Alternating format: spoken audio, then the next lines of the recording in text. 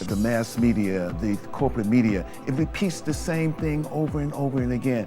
And it induces you, seduces you to believing that you're hearing something different. But on the real news, you hear diverse thoughts. That's why I support the real news, and we need your support now.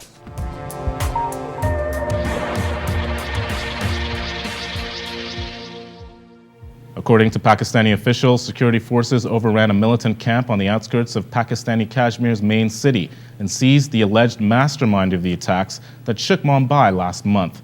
Zaki-ur-Rahman Lakhvi was among at least 12 people in Sunday's raid on the camp run by the banned group Lashkar-e-Taiba, the group reportedly responsible. It remains unclear if Lakhvi will be extradited to India. These ongoing tensions between India and Pakistan took place amidst local Indian elections, with certain Indian media stations speculating on potential Indian military action against Pakistan. The Real News spoke to the editor of the Hindu newspaper, Siddharth Varadarajan, in Delhi. Siddharth, what has been the reaction to the news in India that Pakistan is acting to hunt down Lashkar-e-Taiba? Well, I think officially the reaction is one of caution. I think the government has seen reports of a crackdown, if you will, on a limited crackdown on a certain number of Lashkar-e-Taiba operatives in Muzaffarabad. There has been a statement put out by the Inter-Services Public Relations Department of the Pakistani military confirming that an intelligence-led operation is underway and that more details will be available later. But so far, there hasn't been any official confirmation of the arrest of named operatives, and in particular the people that New Delhi named in its communications with Pakistan as being responsible for the attacks on Bombay. So I think there's the general attitude is one of just caution, waiting and watching to see what develops over the next couple of days. Is there any indication about what Pakistan will do with these detained suspects? I think it's too early to say. I think right now the fact that the ISPR, which is the military branch, the publicity wing of the military, has at least gone on record to state that a crackdown on banned militant organizations is underway is a good sign. Until now, what we've had over the last 24 hours were essentially unconfirmed reports from Pakistani news sources, quoting unnamed officials as saying that arrests were underway. But I think the fact that the government is willing to confirm that an operation is underway is, at the end of the day, a good sign. How determined and how serious the Pakistani authorities are about arresting these people, and whether these arrests essentially represent some kind of cosmetic gesture, given the kind of unprecedented international pressure that's been mounted on Islamabad, I think we'll get to know over the next few days. And what has the media coverage been like on this issue? I think, in general, the tone and tenor of the Indian media's coverage has been a little bit over the top.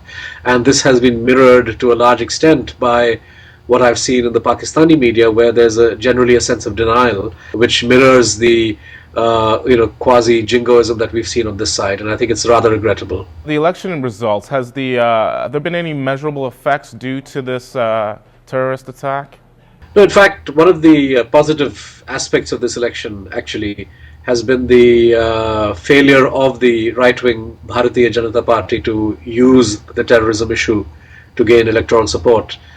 Delhi was considered the one state, the one province whose demographic and topographical makeup most closely mirrors that of Bombay, and I think the BJP tried very consciously to play on people's fears about what happened in Bombay and to somehow up the ante and claim that the Congress party at the center is unable to protect citizens and that only the BJP could do that. Of course, terrorism and the fight against terror has been a tenor of the BJP's campaign over the past 4 or 5 months, and in particular over the last 3 weeks, and Bombay was, as it were, the icing on the cake. But as is very clear from the results of Delhi as well as Rajasthan, another state which went to elections after what happened in Bombay, these results have made it clear that the BJP's ability to use terrorism and fears over terrorism as a card to whip up electoral support has proved to be a miserable failure. And I think that's a very, very positive aspect of, or a positive result that we see coming out of these elections. Has there been any sort of considerable discourse or analysis as far as what motivates Lashkar-e-Taiba to pursue this course of action? This is a complex question because I think normally when we speak of root causes, we speak in terms of historically well-founded grievances, which in the case of the Lashkar-e-Taiba's campaign simply don't exist. The LET is essentially an ideologically motivated group that is trying to complete what they regard as the unfinished business of partition of 1947, when India and Pakistan were separated by British colonialism on the basis of Islam being the defining characteristic of nationhood. You had extreme elements in both India and Pakistan that believed that what you needed to have was the creation of pure Muslim and pure Hindu states. Now, in India, that trend atrophied until it was revived in the 80s by the BJP, which speaks in terms of a Hindu nationalism. And in Pakistan, you've had, of course, Islam as the defining aspect of nationhood, being part of state policy, and especially after the Islamization which took place in the Pakistani military from the 1980s onwards, I think this has very much been part of the cutting edge of the right-wing political forces in Pakistan, of which the Lashkar-e-Taiba is a part. So I think the LET essentially is motivated by a jihadi, a right-wing ideology, which essentially is indistinguishable, in my opinion, from that of the Al-Qaeda. Like the Al-Qaeda, groups like the LET are able to draw upon actual and existing grievances which exist in the region in order to recruit people, to motivate young men to come forward in the name of Islam being under pressure or Muslims being oppressed. But by and large, the agenda of the Lashkar is an ideological one. It's a theological, ideological agenda which doesn't really resonate with the kind of problems that people in Pakistan or people in India or the Muslims in India face, and I think that cannot be emphasized enough. I think the statement that President-elect Obama has made about questioning or not endorsing the supposed right of India to engage in hot pursuit of terrorist elements in Pakistan, of course, represents a double standard, because he himself is a vociferous advocate of the American right to take action against military targets or non-military targets, wherever they may be, as long as they are perceived as threatening American interests. So, this is obviously a given. There is a double standard, but I think in the present case, no responsible commentator would want to encourage a discussion or a discourse which would precipitate military action between India and Pakistan. So I, for one, do not believe that India needs to take recourse to such extreme measures. I would argue, in fact, that the American over-reliance on military means, to a large extent, has tended to exacerbate the problem of terrorism. I think in the Indian context, what has proved to be reasonably effective so far has been the careful marshalling of evidence by India, by Indian investigators, and the slow but steady building up of a case before the international community, where we can demonstrate that we have been a victim of elements from Pakistan, actors who are operating from the soil of Pakistan and with a considerable degree of impunity. And I think if this effort by India to draw international awareness to this problem is successful, this would lead essentially to countries like the US or China or Pakistan or Russia or France or Germany putting pressure on Islamabad to act against groups like the Lashkar-e-Taiba. And I would like to believe that what we've seen in the last 48 hours is, to a small extent, the first results of this kind of pressure being brought to bear on Pakistan. And I think in the long term, this is a far more effective means of dealing with this problem than the bandying about of threats of hot pursuit and surgical strikes and airstrikes and so on. So how serious is this in terms of India-Pakistan relations? There are a lot of reports that this has exacerbated tensions between that may spill over into military action. No, let me underline very, very definitely for all your viewers that there is no military crisis. There is no danger of war between India and Pakistan. And I think I say this with the full sense of responsibility. It's not going to happen.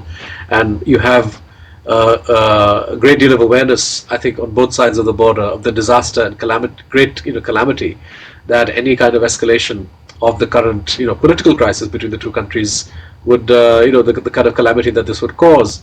Having said that, I cannot underline enough the gravity of the current situation. I think gravity not so much because India-Pakistan relations are likely to go into a tailspin, but more importantly, I think gravity because of what this crisis means for Pakistan itself.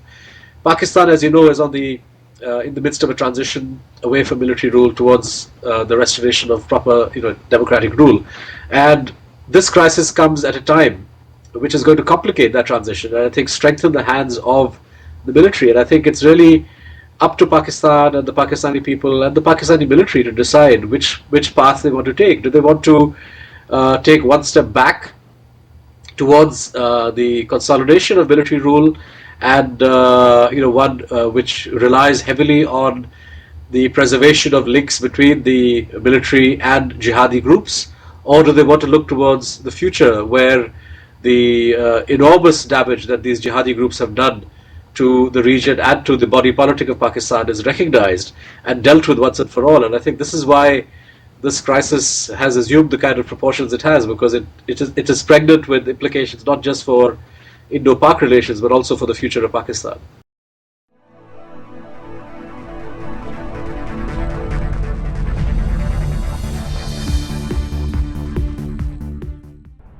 Donate today and receive a new documentary film available to members of the Real News Network.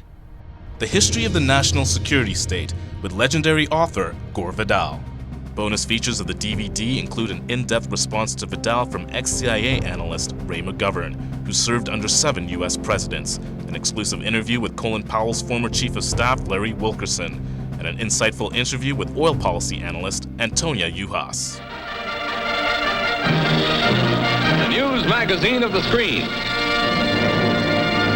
Living glimpses of history in the making. Hollywood and Washington, there's a symbiotic relationship. They both deal with illusions. Reality doesn't often play much of a part. I think I saw through the myth of the Cold War almost from the beginning. I was a Washington political kid from a political family. Roosevelt first had radio because he had this great speaking voice and everyone liked to hear. Truman proceeded to break every arrangement that Roosevelt had set up for a peaceful coexistence. And Truman thought that it would be a good idea. Why not just stay armed all the time? And then he devised the national security state. You've got to go up and swear allegiance to the United States or else you're a commie. I mean, we had imported fascism. We get Dwight Eisenhower, who said that we have this great military industrial complex. It is a dangerous thing. And he said this is going to change everything. And the way our country's governed, it's going to change us politically. Along comes Jack Kennedy, who wanted to make his mark, believed in the Cold War. But he said, in this kind of politics, it is the appearance of things that matters. I think everybody should take a sober look at the world about us. The national security state still exists, only it isn't communism anymore, it's terrorism. This is the most serious thing that has happened in the history of the United States. Knowledge is power. We need an honest news system. We need the real news. This is the sort of thing we can build right now without anyone else's permission from the government or from the business community. It's the power's in our hands. If we're not going to sleepwalk into more wars, we think we need to start with a television news network that won't bow to pressure and has the courage to seek facts. And that means independent economics. And that's why we need you. Make a tax-deductible donation now of at least $10 a month or a one-time give of at least $75. As a thank you for your support, we will send you the new documentary film, The History of the National Security State.